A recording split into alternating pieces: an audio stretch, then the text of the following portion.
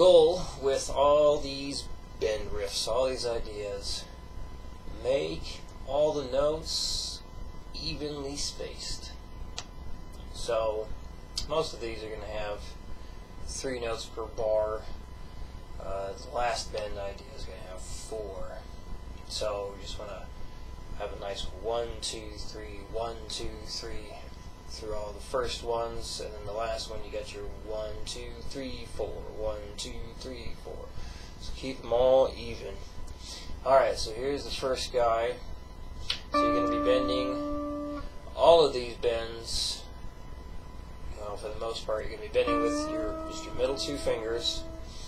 So your index finger is available, or it's free to hit the bars or the single notes or whatever is going to be played here.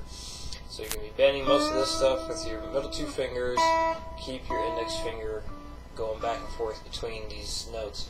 Do not leave everything down like this. You're going to go back and forth and have it down only when you need it.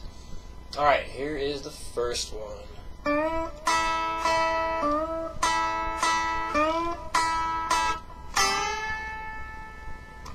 Second one.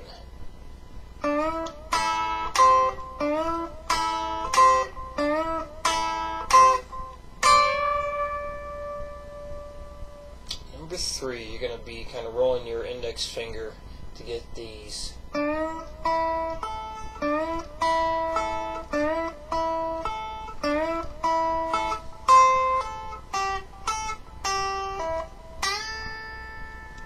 So you notice that last bend here, I went back to using 3 fingers because you can, so it's best to do that. So, getting tongue-tied here. Alright, so back to just doing the middle 2 for the next bend. So now we have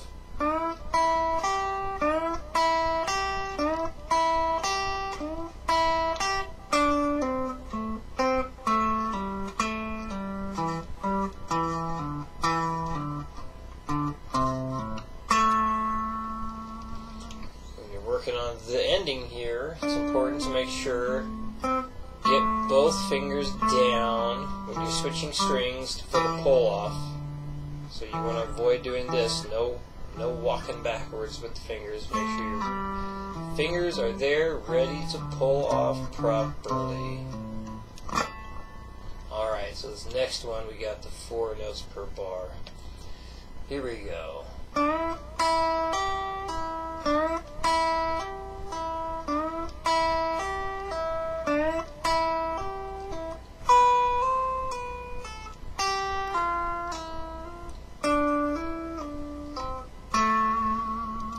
Just the end of that one would be a really good one to work on for your legato stuff.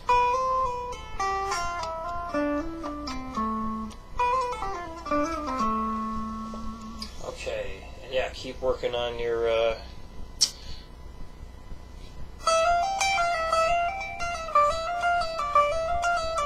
get that up to 200.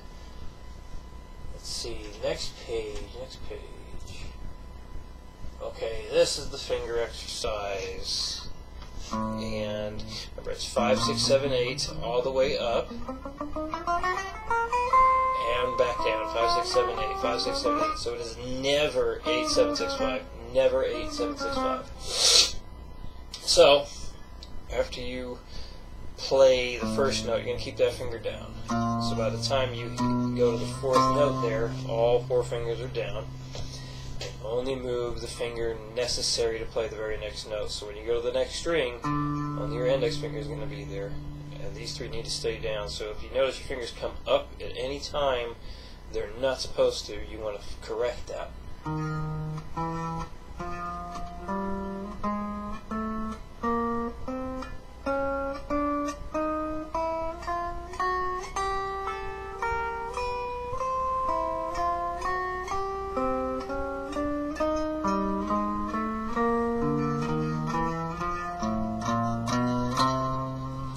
In addition to training your hand to stay close to the fretboard and keeping your fingers up on the tips, really good exercise for finger independence.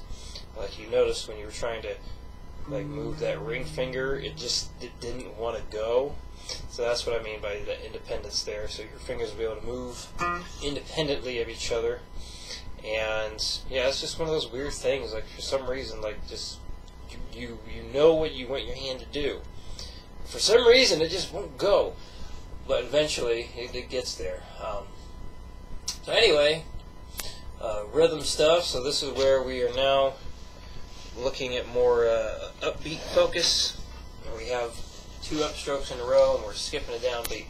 So, as a reminder, keep that foot and hand synced up the whole time.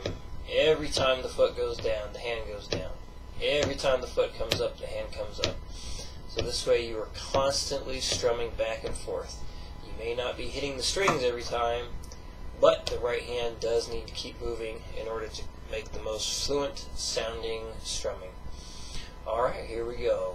1, 2, 3, 4. 1, 2, and 4.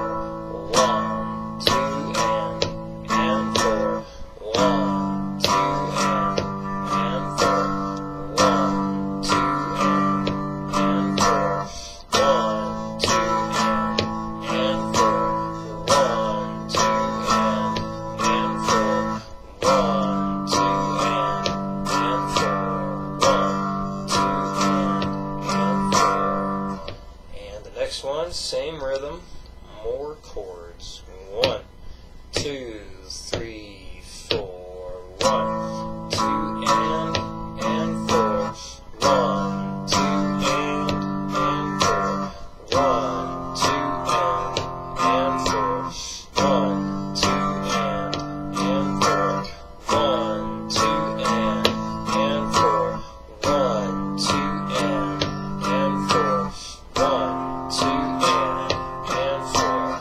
1, 2, and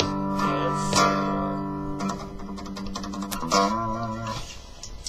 Another reminder, when you're working on the solo in 1, keep some of these things separate. So you have this riff, practice that all on its own. Just work on that all on its own, and then work on this part all on its own.